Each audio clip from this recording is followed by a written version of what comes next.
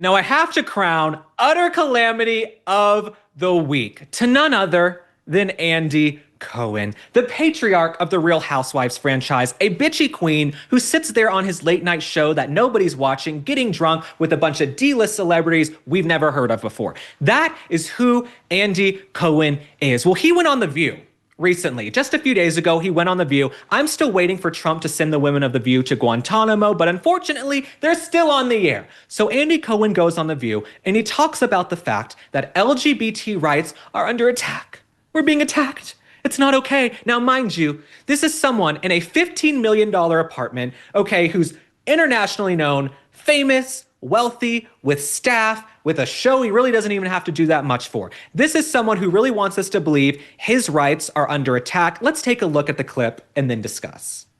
Well, Andy, it's obviously Pride, where all month we celebrate the contributions of the LGBTQ plus community. Yeah. What are you reflecting on this year? Any message that you'd want to share? My message is it's time to fight. I mean, our community is under severe attack. And That's right. there are, I mean, look at Project 2025. This is something that's actually happening, and it's not good for the LGBTQ community. The trans community is really under siege. They're trying to be erased. And I would say we have to fight and be aware and look what's happening and be conscious and vote for every election from the most local elections. That's what's going to count. Right. Andy Cohen says we have to fight. What does Andy Cohen know about fighting? Okay, the only thing he's probably fighting right now is like gonorrhea, syphilis, herpes, and some other flare-up from an STD he got from the men who come through his apartment every single night, allegedly. So that's Andy Cohen. He says, we have to stand up and fight. What rights have you lost? Andy Cohen, you are full of shit. I am calling you out right now. As a gay person, we have lost absolutely no rights since President Trump took office. Trans people have lost absolutely no rights since Trump took office. So for you to say that our rights are under attack, you are fear-mongering, and you're playing into these views of people on The View who want to act like we're under siege, like we're the victims all the time. We are not the victims all the time, okay? I'm so sick of LGBT people always playing the damn victim card. Go to work, get a passion, get a hobby. I've been through hell in my life. I could sit here and be a victim too and say I was bullied and beat up and attacked and targeted and had my car vandalized, and I get threats every day. Get your ass up and stop playing a damn victim all the time, okay? That's my advice to you liberals. All of you LGBT liberals who are going around saying we're under attack, we're under attack. Oh my God, you're not. You're literally not under attack. Trans people, all we're saying, you can't trans kids.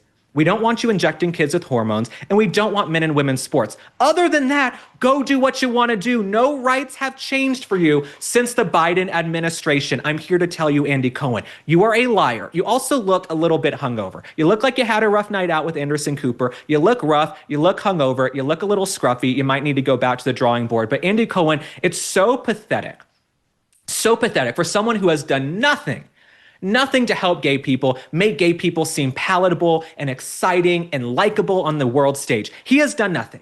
All he has done is create a franchise where women go on trips and get drunk and fight and argue with each other. That is who Andy Cohen is. This is someone who acts like he's a champion of women and champion of LGBT people. He has made a living on the backs of destroying women's lives. How many Real Housewives have we seen go to rehab, go to treatment, their marriages break up? Now, they got to take some culpability too. You ladies choose to go on the show at this point and you know what you're getting into. But Andy Cohen, you're culpable as well. And we also have to point out, Andy Cohen, I don't know why we act like this man has any influence whatsoever. The ratings for The Real Housewives are terrible. The ratings for The Real Housewives are so low, they're in the gutter. They're in the seventh ring of hell.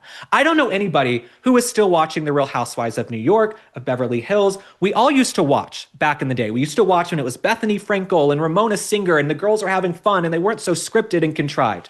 Now, you look at The Real Housewives, they know the cameras are there, the show sucks, and it's boring. So Andy Cohen, your ratings are terrible, your shows are getting canned, Bravo is going down like the frickin' Titanic, and you're one to go on TV and say that our rights are being under attack, and you know you are lying. I dare you to look into the camera, Andy Cohen, and say our rights are being under attack.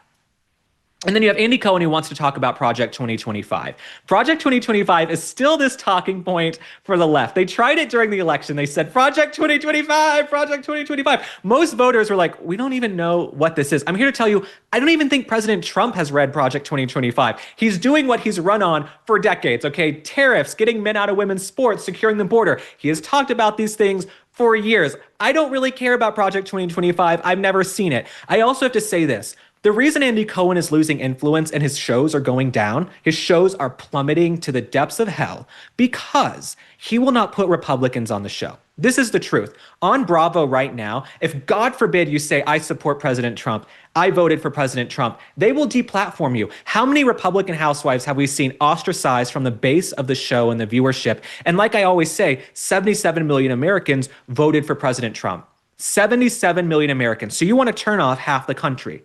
Even from a capitalistic standpoint, wouldn't Andy Cohen want to look at half the country and say, let's get some Republican women? Why can't a woman wear a MAGA hat on Bravo? Why do we always have to have a bunch of liberal women screaming and fighting and getting drunk? And it's why the shows are terrible. So Andy Cohen, go back to the drawing board. You know you're a liar. This is why you are utter calamity of the week, because you want to tell people our rights are under attack when our rights are not under attack at all. Let's look at President Trump's cabinet. How many gay people does he work with on a daily basis? Scott Bessent, the Treasury Secretary, is one of the most high-profile gay men in the country right now. Not because he's gay, but because he's excellent at what he's doing, right? This was not a DEI hire. He was chosen off of merit. So Andy Cohen, we wish you well. Good luck getting the ratings up on your failing shows on Bravo. Good luck with your late night show that nobody is watching. And we wish you well.